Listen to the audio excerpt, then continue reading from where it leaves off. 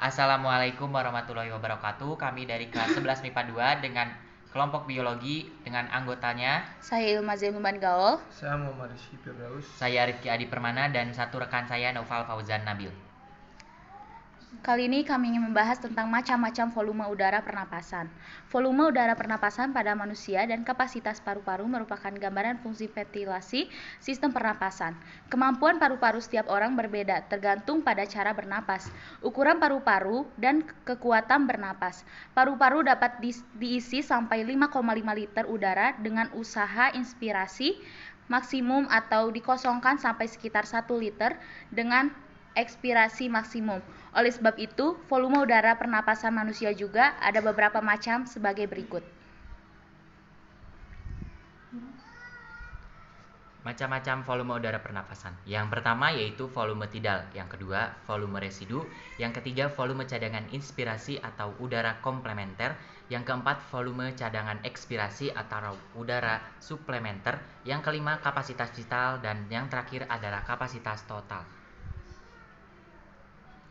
Volume tidal. Volume tidal adalah volume udara pernafasan yang keluar masuk paru-paru saat tubuh melakukan inspirasi atau ekspirasi secara normal. Volumenya berkisar 500 ml. Volume residu adalah volume udara pernafasan yang masih tersisa di dalam paru-paru meskipun telah melakukan ekspirasi secara maksimal. Volume residu berkisar 1000 ml. Volume cadangan inspirasi adalah volume udara pernafasan yang masih dapat dimasukkan ke dalam paru-paru setelah melakukan inspirasi secara normal. Volume cadangan ini berinspirasi sekitar 1500 ml. Volume cadangan ekspirasi. Volume cadangan ekspirasi adalah volume udara pernapasan yang masih dapat dikeluarkan secara maksimal dari paru-paru setelah melakukan ekspirasi normal. Volume cadangan ekspirasi berkisar 1500 ml. Kapasitas vital adalah volume udara pernapasan saat melakukan ekspirasi dan inspirasi normal yang besarnya sekitar 3500 mm. Jadi, kapasitas vital adalah jumlah dari volume tidal ditambah volume cadangan ekspirasi ditambah volume cadangan inspirasi. Kapasitas total adalah volume udara pernapasan yang dapat ditampung secara maksimal dalam paru-paru, besarnya sekitar 4500 mm. Volume kapasitas total adalah jumlah kapasitas vital tambah volume residu. Selanjutnya adalah kelainan pada sistem pernapasan. Yang pertama adalah influenza. Influenza adalah penyakit yang disebabkan oleh infeksi influenza virus. Penyakit ini timbul dengan gejala bersin, demam, pilek, batuk, sakit kepala, sakit otot, dan rongga hidung terasa gatal. Untuk mencegah tertularnya virus influenza, kita dianjurkan untuk menggunakan masker ketika berkendara dan rajin mencuci tangan dengan menggunakan sabun sebelum makan. 2.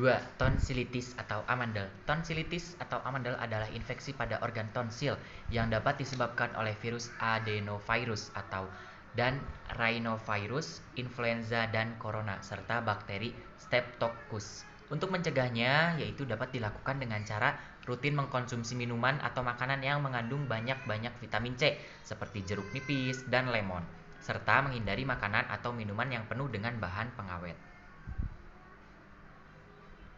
3. Faringitis. Faringitis adalah infeksi pada faring oleh kuman penyakit seperti virus adenovirus, orthomyxovirus, rhinovirus, dan coronavirus. Bakteri Streptococcus pyogenes, jamur maupun zat kimia yang dapat mengiritasi jaringan yang pada faring. Untuk mengobati faringitis dapat dilakukan dengan cara memberi antibiotik dan antifungsi untuk membunuh bakteri serta jamur yang menginfeksi faring. Yang keempat adalah tuberkulosis atau TBC. Infeksi yang disebabkan karena bakteri Mycobacterium tuberculosis. Gejala dari penyakit TBC yaitu mudah lelah, berat badan turun drastis, lesu, hilang nafsu makan, demam, berkeringat di malam hari, sulit bernapas, sakit pada bagian dada, dan batuk berdarah. Penanganan TBC dapat dilakukan dengan memberikan antibiotik dan perawatan jangka panjang. Yang terakhir adalah asma. Asma adalah penyempitan pada saluran pernafasan yang disebabkan oleh faktor lingkungan seperti asap rokok, debu, bulu hewan, peliharaan, dan lain sebagainya. Penyempitan yang terjadi pada saluran pernafasan menyebabkan penderita asma kesulitan untuk menghirup cukup udara. Penyakit asma dapat ditangani dengan inhaler penyelamatan untuk mengobati gejala dan pengendali inhaler yang mencegah gejala penyakit asma. Sekian dari kelompok kami. Thank you, terima kasih. Wassalamualaikum warahmatullahi wabarakatuh.